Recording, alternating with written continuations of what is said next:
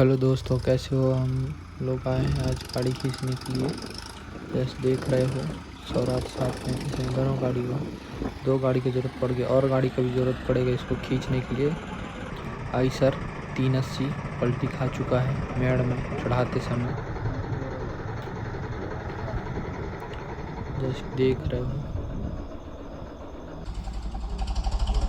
हम लोग बहुत खींच चुके हैं, सीधा कर दिए हैं इसको।